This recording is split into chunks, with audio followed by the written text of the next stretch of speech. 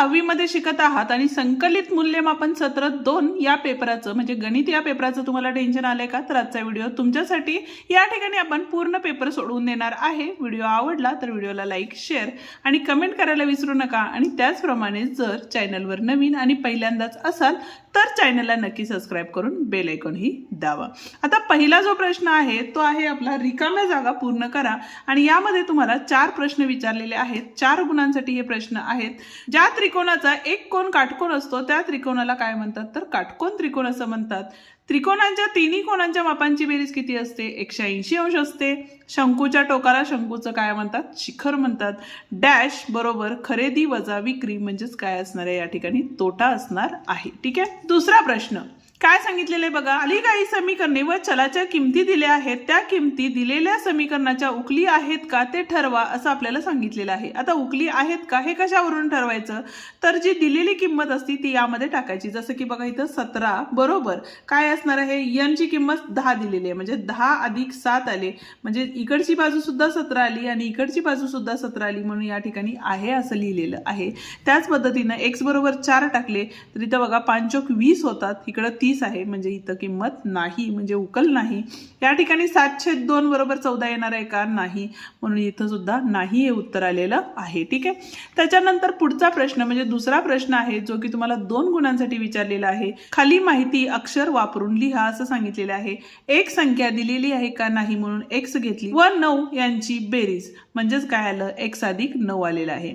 एका संख्येची चौपट 48 आहे म्हणजेच काय झालं, एक संख्या x घेतली त्याची चौपट 4 केली आणि उत्तर किती आहे, तर 48 आहे। ठीक आहे। प्रश्न दुसरा ब काय आहे बघा, खालील चौकोनाच्या लगतच्या कोनांच्या जोड्या लिहा। ठीक आहे। लगतचे कोन म्हणजेच काय, तर एकाला एक लागून असणारे कोन म्हणजे p ला लागून q आहे म्हणजे pq पहिली जोडी झाली, नंतर qr आली, नंतर rs आली आणि नंतर sp किंवा ps असणार आहे। ठीक आहे। जाऊया आता पुढच्या प्रश्नाकडे, पण त्याआधी अजून व्हिडिओला लाईक केलं नसेल तर व्हिडिओला लाईक करा, चॅनलला सबस्क्राइब केलं नसेल तर चॅनलला सबस्क्राइब करा, तुमच्या मित्रांना व्हिडिओ शेअर करा आणि त्याच पद्धतीने हाईप द्यायलाही विसरू नका। आता पुढचा प्रश्न काय आहे बघा, तर एका परीक्षेत आर्याला 800 पैकी 688 गुण मिळाले तर तिला किती टक्के गुण मिळाले असं विचारलेलं आहे। टक्केवारी काढायचे, एकूण गुण खाली लिहितात, मिळालेले गुण वरती लिहितात, गुणिले 100 करतात। या ठिकाणी या 2 शून्याला 2 शून्य गेल्या, 8 नी 688 ला भागलं तर 86% या ठिकाणी आपल्याला मिळालेले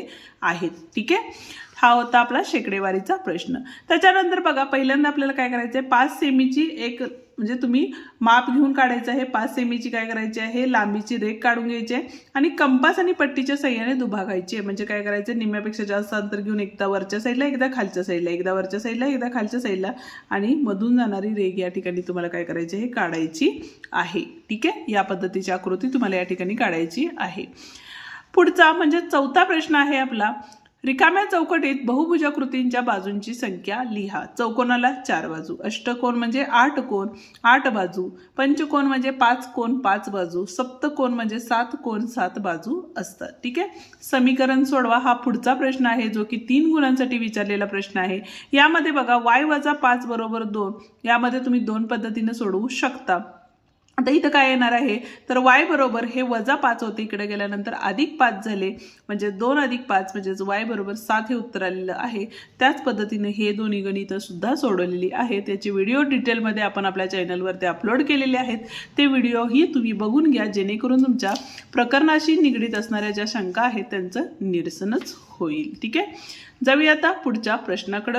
बघा इथं प्रश्न 5अ, खालील आकृत्यांचे निरीक्षण करा आणि बाजूवरून होणारा त्रिकोणाचा प्रकार लिहा असं सांगितलेलं आहे। तिन्ही बाजू समान आहेत त्यामुळे हा समभुज त्रिकोण झाला। यामध्ये तिन्ही बाजू वेगवेगळ्या असल्यामुळे विषमभुज त्रिकोण झालेला आहे आणि 2च बाजू एकरूप असल्यामुळे याला समद्विभुज त्रिकोण असं आपण म्हणतो। ठीक आहे। प्रश्न 5ब, दर साल दर शेकडा 10 दरांनी 12,000 रुपयांचे एका वर्षाचे व्याज किती होईल। सरळ व्याजाचं सूत्र वापरायचं या ठिकाणी। म म्हणजे मुद्दल, द म्हणजे दर, क म्हणजे काय असणार आहे, काळ। हा 1 वर्षाचा आहे त्यामुळे इथे 1 घेतलेला आहे भागिले 100, शून्याला 0 गेले, 12 × 1 = 12 आणि या 2 शून्य म्हणजेच 1200 इतकं व्याज त्यांना द्यावं लागणार आहे। ठीक आहे। 6वा जो प्रश्न आहे त्यामध्ये काय सांगितलेलं आहे बघा, खालील आकृती पाहून उत्तरे लिहा। पंचकोनाच्या शिरोबिंदूंची नावे लिहा। शिरोबिंदू कुठले आहेत, A B C D आणि E म्हणजे बिंदू A, बिंदू B, बिंदू C, बिंदू D आणि बिंदू ई. ठीक आहे. पंचकोनांच्या बाजूंची नावे, बाजू कुठल्या आहेत? A B, B C, C D, D E आणि ई ए. ठीक आहे.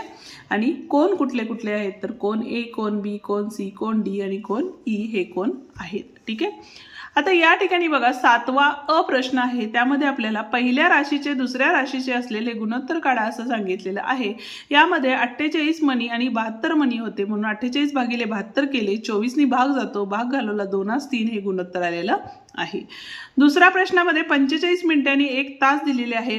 एकक वेगळी असल्यामुळे 1 तास बरोबर 60 मिनिटांमध्ये करून घेतलं, म्हणजेच 45 भागिले 60 केले. 45 आणि 60ला 15 भाग जातो, 15 त्रिक 45, 15 चौक 60 म्हणजे 3/4 हे गुणोत्तर आपल्याला मिळालेलं आहे. ठीक आहे. आता 7वा आणि 8वा प्रश्न बघा. 7व्या प्रश्नामध्ये आपल्याला काय सांगितलेले, हा सुद्धा 2 गुणांसाठी विचारलेला प्रश्न आहे. 14 खुर्च्यांची किंमत 5,992 रुपये आहे, तर 8 खुर्च्यांसाठी किती रुपये द्यावे लागतील असं विचारलेलं आहे. म्हणजे 14 खुर्च्यांना एवढे, तर 8 खुर्च्यांना किती, तिरकस गुणाकार करून हे गणित तुम्ही सोडवू शकता. ठीक आहे. डिटेलमध्ये आपण आपल्या चॅनलवरती प्रत्येक प्रकरणाचे व्हिडिओ अपलोड केलेले आहेत, तेही तुम्ही बघू शकता.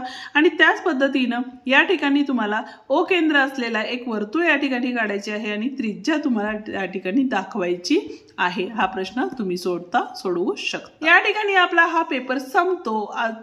ही आपली सराव प्रश्नपत्रिका आहे. या पद्धतीचे प्रश्न तुम्हाला परीक्षेमध्ये विचारले जाऊ शकतात, त्यामुळे याचाही अभ्यास करा आणि पुस्तकातील जे क्वेश्चन आन्सर्स आहेत त्याचाही व्यवस्थित अभ्यास करा, म्हणजे पेपर तुम्हाला अजून सोपा जाईल. धन्यवाद.